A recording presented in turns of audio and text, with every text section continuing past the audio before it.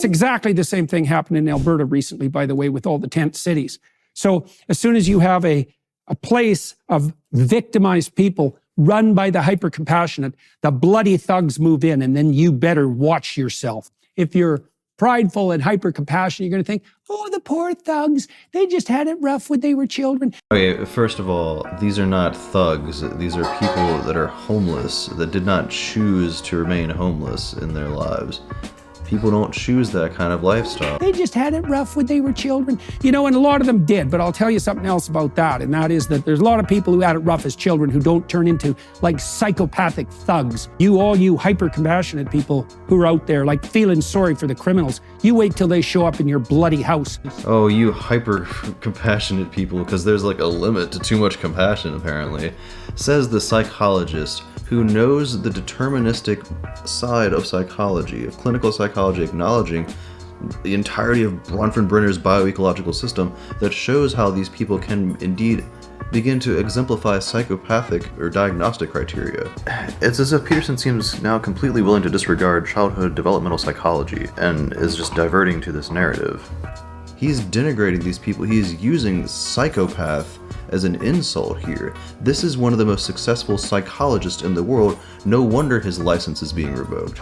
This man is completely undoing all the good that he did at University of Toronto, in my opinion. His lectures were fantastic, but now he's completely sold out. It's pathetic. This is, again, I wasn't expecting a lot of nuance from Peterson on his own review of this video, but I mean, here we are. Like, he even shows the image of the people living in tents. Are these people trying to go take advantage of the system?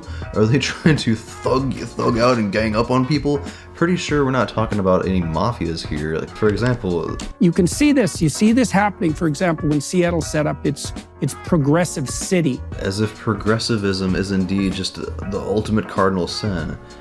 Seattle is a city. It is not progressive city. Yeah. And of course, this is the #1 song in America. They even have a line in there where I think Ben says it. He's like, bump this up the list so that it can become the #1 song in the middle of the song.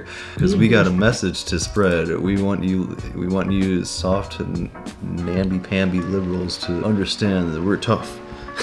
We're not going to put up with you changing our system with your overly empathetic hyper-compassion. People who get mugged out in the street after they defund the police and short circuit because, oh my God, look, I got attacked. It's like, yeah, well, you enabled the psychopaths, and I wouldn't recommend that. Again, talking about psychopaths as if they're like the bane of evil or something, as opposed to somebody that needs help. It's us versus them. Again, this mentality that Peterson started with at the beginning of this video, the liberals will win. If you let your political opponents gain the linguistic territory, then they win, right? You can't, once you use their words, they win. So that's... As if it's a battle, one side versus the other, conservatism must win against liberalism. Gaining the linguistic territory, as if it's a battle of terminologies. Now, I do see problems like this popping up, where our language is indeed bewitching us, and it's getting far ahead of our control, and we're becoming beholden to it as opposed to in control of it. This is the case for both sides, guys. This is really exploding in this social experiment that we have going on here in this country. But it's not a battle of languages. That's an ideology that Peterson is trying to preach here. Our team has to win. Don't let the snowflakes win. Don't let the liberals win. Don't let the hyper-compassionate people win.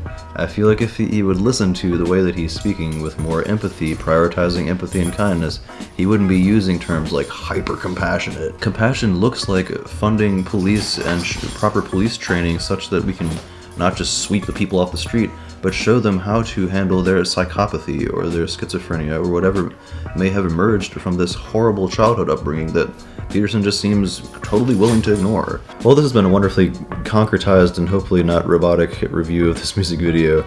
I do hope that this conversation can continue in some form later. I appreciate y'all bearing with me. I know I repeated myself a few times here. It's just very bothersome to me that this is going on this way. We have to fight for middle ground.